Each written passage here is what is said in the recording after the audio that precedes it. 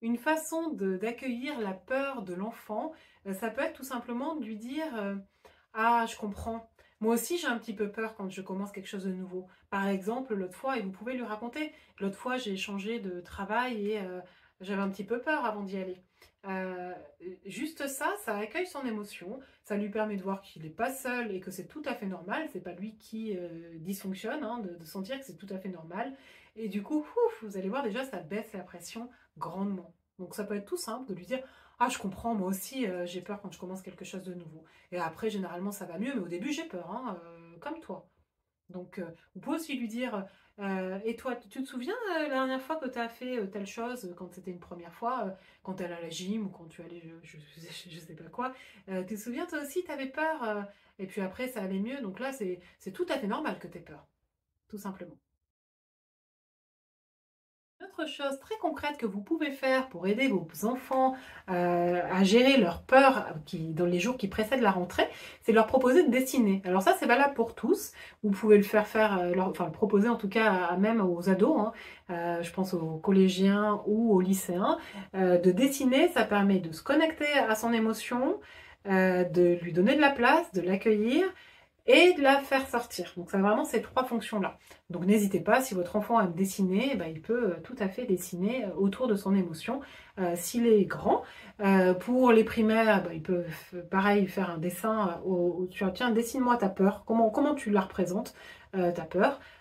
Ou tout simplement, même pour les, voilà, peu importe l'âge, ça peut être dessine-moi un rond ou dessine-moi comment elle est grosse ta peur, quoi. Euh, et vous allez voir, là, les maternelles, généralement, ils font un gros tronc, un gros rond, pour dire: «Elle est grosse comme ça» et vous pouvez lui dire: «Oh, elle est grosse comme ça» ou de surjouer, généralement, ça leur fait encore plus de bien. «Oh, elle est grosse comme ça, tu peur? Oh là là, bah, dis donc, tu as vraiment peur, hein. Bah, je comprends, hein, moi aussi j'ai peur, quand je commence quelque chose de nouveau. Ben, dis donc», ça peut être de lui proposer de faire un câlin, par exemple. «Tu voudras qu'on la redessine demain?» Il va vous dire: «Oui, oui, oui» et puis voilà. Donc là aussi, il y a la fonction de se connecter à la peur et de l'accueillir lui avec lui, de la faire sortir à l'extérieur et en plus que ça accueilli derrière par l'adulte.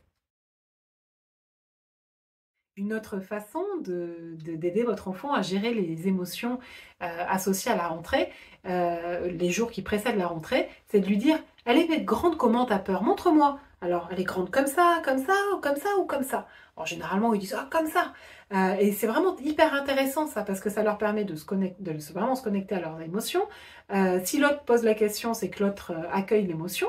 Vous pouvez lui dire d'ailleurs après: «Oh là là, elle est grande comme ça! Oh, bah, je pensais pas qu'elle était grande comme ça. Bah, ouf, bah viens me faire un câlin. Tu voudras qu'on le refasse demain?» Généralement, ils sont contents. Et juste ça, déjà, ça ventile l'émotion, ça la fait circuler et ça évite qu'elle s'accumule.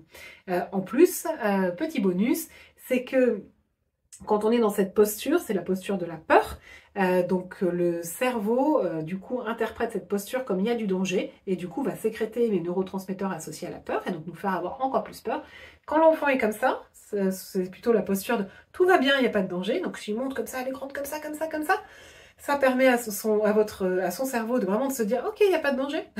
Et du coup, ça a aussi cette fonction-là. Et du coup, il va faire en sorte de faire ressentir à l'enfant des émotions plutôt en lien avec le il n'y a pas de danger, qu'il y a des choses autour de la confiance et de la sérénité. Donc c'est doublement intéressant. Une autre façon concrète d'aider notre enfant à gérer sa peur les jours qui précèdent la rentrée, c'est de lui dire tu veux que je t'explique comment ça va se passer?» Et en fait, c'est rapprocher du connu à de l'inconnu. C'est-à-dire qu'on ne sait pas comment ça va se passer le jour J, il ne s'agit pas de lui dire des choses qu'il ne va pas retrouver en classe, par exemple, mais de vraiment partir de ce que vous connaissez. Alors je viendrai te réveiller, après on fera le petit déjeuner, après, on s'habillera, enfin vraiment de le raconter dans l'ordre. Euh, Au petit déjeuner, il y aura telle personne, on va manger ça. Là aussi, je vous invite vraiment pas à faire un petit déj particulier, mais de faire un petit déj avec ce qu'il a l'habitude. Il y aura suffisamment de choses différentes cette journée. Je vous invite vraiment à aller du côté des choses dont il a l'habitude.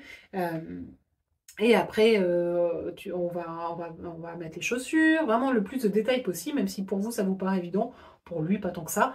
Donc vraiment lui expliquer que ça va se passer exactement de cette façon-là, et après ça va être papa qui va t'amener par exemple, ou maman, ou grand frère, ou peu importe. Et après on arrivera à la grille devant l'école. Euh, et de voir comment il réagit à ça. Et de ne pas hésiter à lui dire tu veux que je te raconte et vous re-racontez. Et n'hésitez pas à faire la même chose pour le soir, parce que nous, ça nous semble évident qu'on va venir les chercher le soir. Pour eux, pas tant que ça, tout est nouveau, surtout pour les plus petits, de dire et donc tu auras ta journée et après. Je viendrai te chercher, ou papa viendra te chercher, ou mamie, ou peu importe. Et pareil, de raccrocher de l'inconnu du connu. Et après, tu iras faire le goûter, tu vas manger ça, après, on jouera à tel jeu, etc., etc. Vraiment ce conseil de raccrocher du connu à de l'inconnu.